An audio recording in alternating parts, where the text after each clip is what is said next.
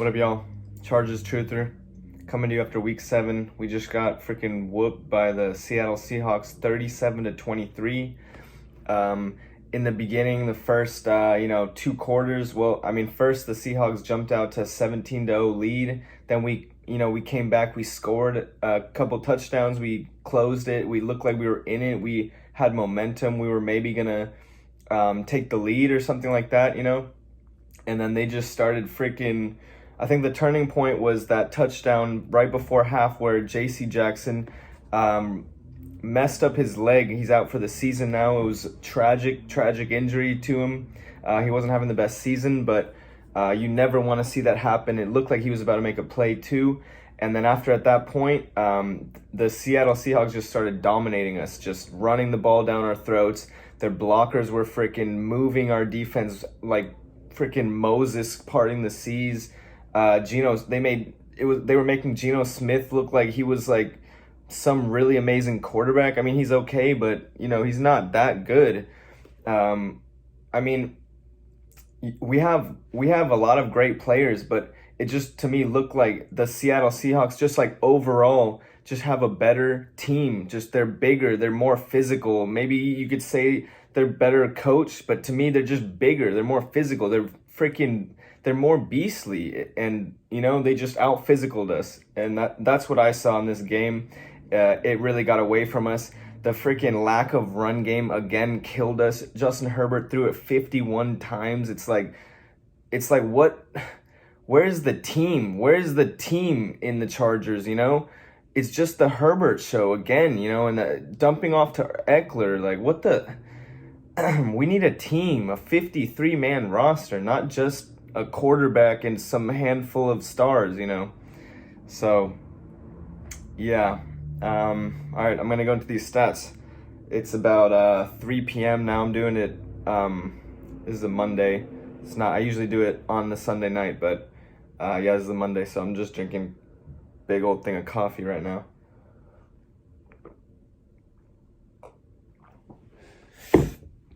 All right.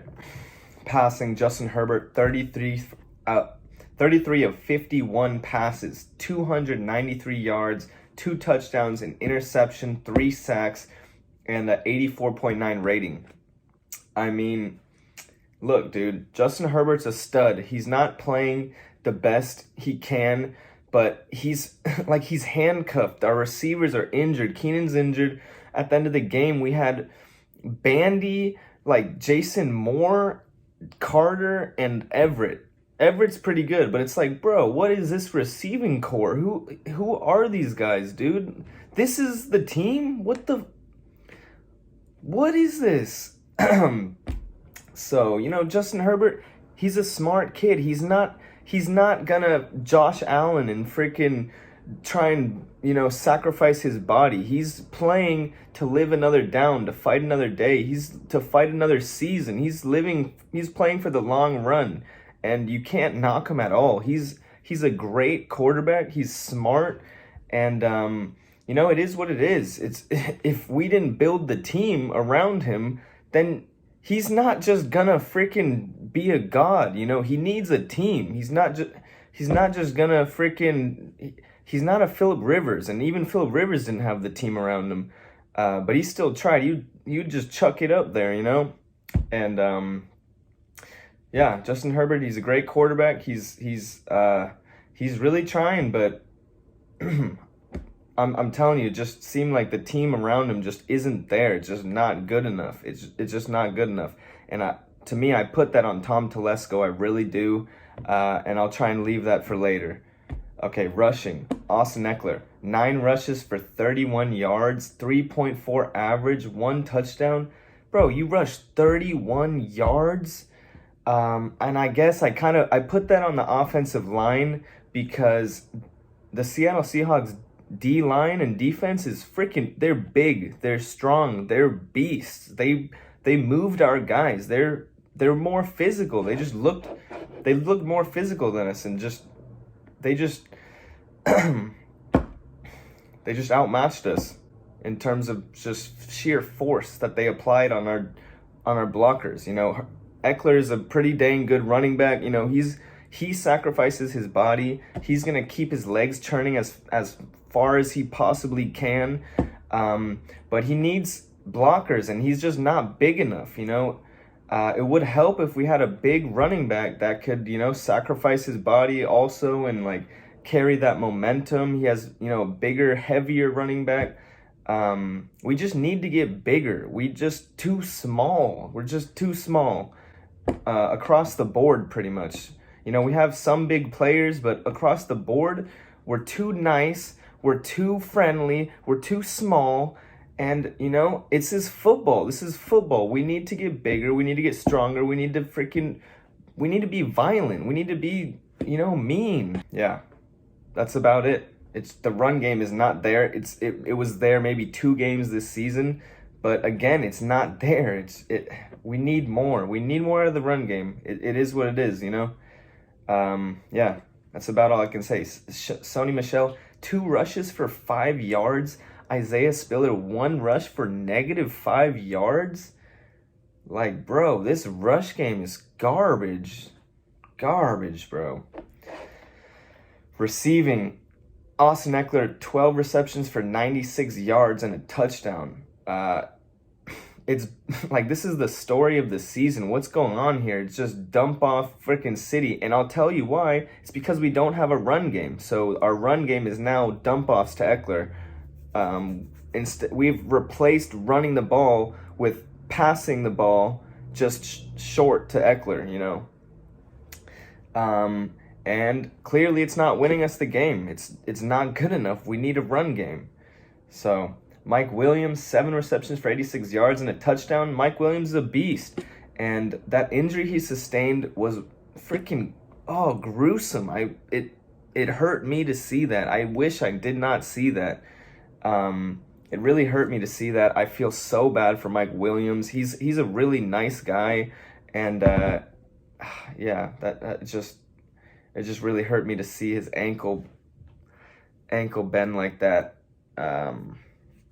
Yeah, I hope he gets better. I hope, you know, honestly, Mike Williams, sit out the rest of the season, bro. If you need to, just take the year off, bro. Come back next year. That ankle twist that happened to you was freaking gruesome. I don't know if it looked like the bone snapped, but I don't know. I don't even want to watch it again. Gerald Everett, 5 receptions, 63 yards. He played pretty decently. DeAndre Carter, 3 for 37. I don't really think DeAndre Carter is good enough. I mean, he's okay, but he's like a 4th string receiver. Keenan Allen, 2 receptions for 11. Clearly, Keenan Allen is not 100%. Why are we pushing him back in? Are we that needy? Are we that desperate on this team, you know?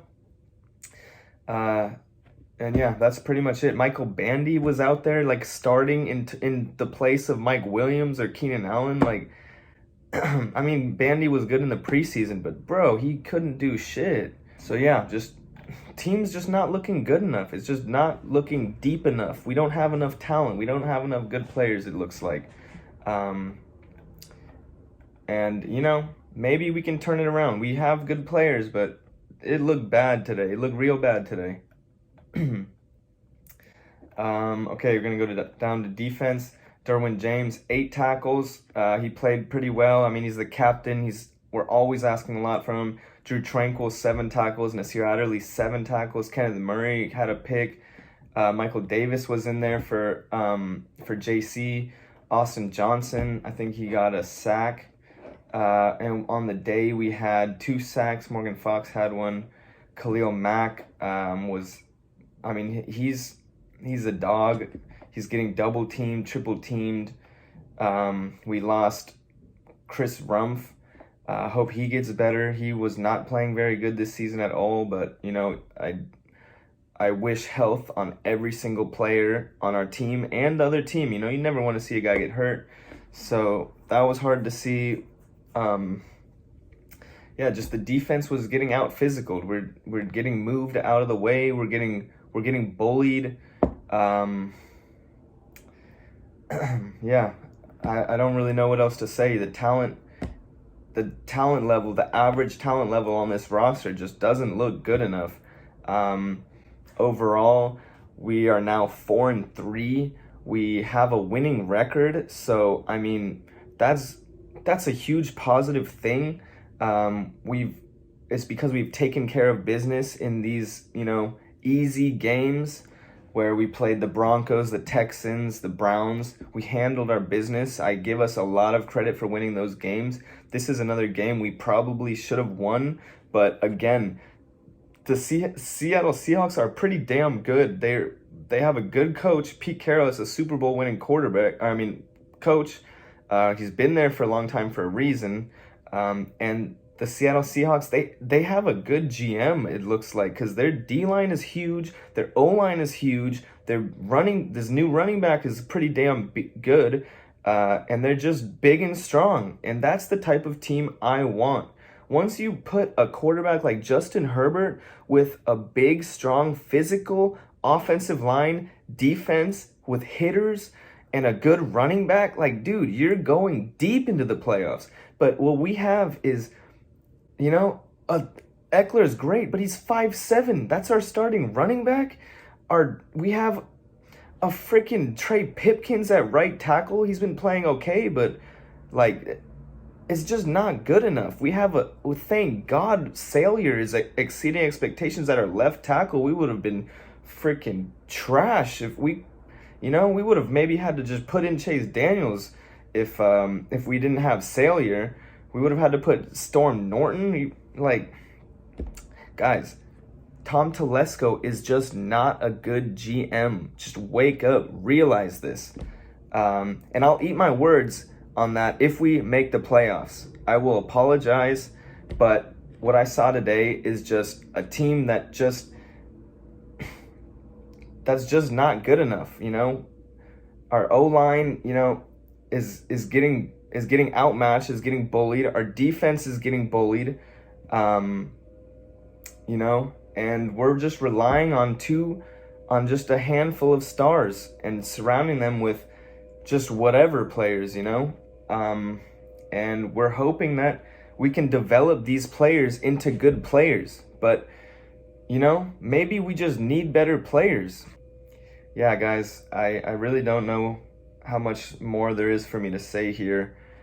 Just that if we don't make the playoffs, we have to fire Tom Telesco. We have to. This is his 10th season.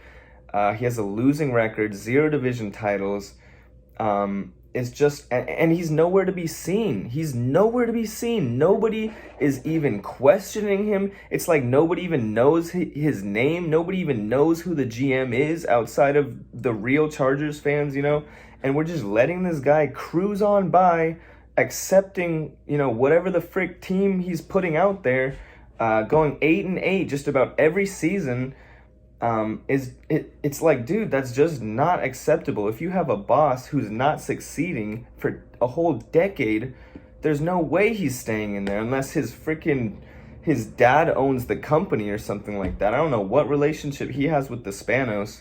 And that's a whole nother story, which I'm not even gonna get into, but 10 years with Tom Telesco, let's go. Let's freaking get this dude out of here. And maybe I'm being a little too harsh on this team because we're 4-3. There's a lot of games left. It could turn out that we freaking turn it on and get things going, but we're relying way too heavily on Justin Herbert. We're relying way too heavily on Austin Eckler. We just lost Mike Williams. Keenan Allen isn't even hurt. Who's even our receivers after that?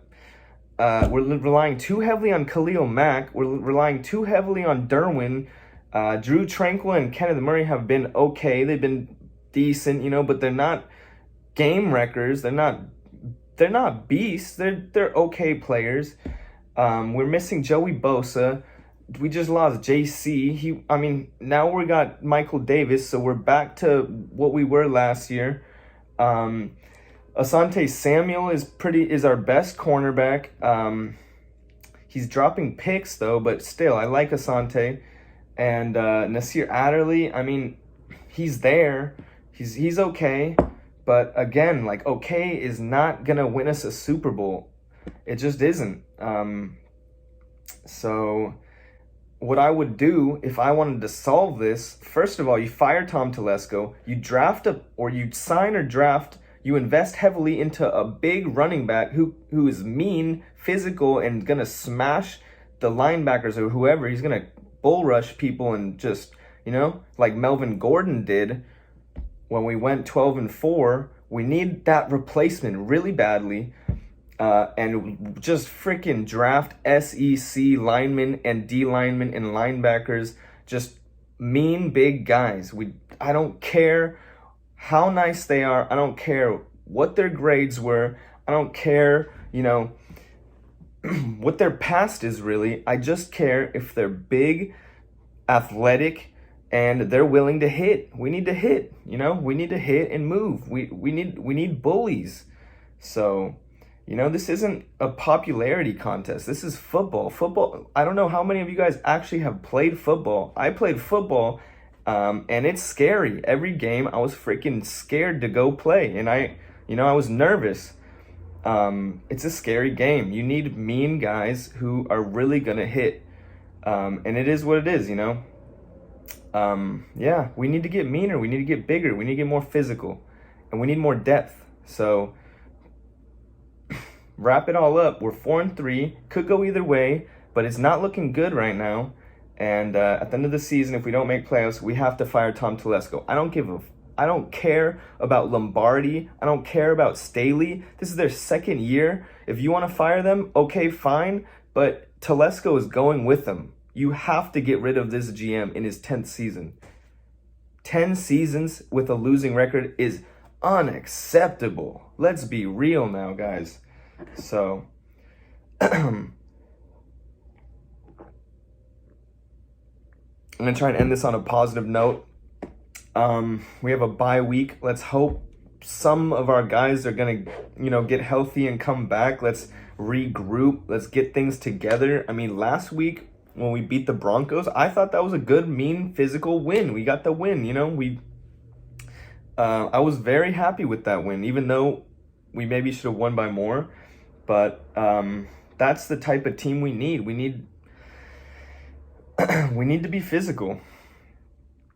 Okay, I think at this point I'm kind of beating a dead horse. But yeah, let's hope for the best for the rest of the season. It's not even halfway done, and let's hope that we've been going like this. Now we're kind of down. Let's hope we just let's just go up. Let's just go up. And if we make the playoffs and do something, I will apologize to Tom Telesco. I will eat my words. You can call me an idiot, but I'm a diehard. I've watched this team for longer than 10 years. I've seen it, and I'm tired of it. Really, I'm tired of it. So, we're 4-3 though. It's not bad. It's a good record. Could be a lot worse. Could be the Raiders. So, yeah. I love you guys. Chargers Truth, they're out.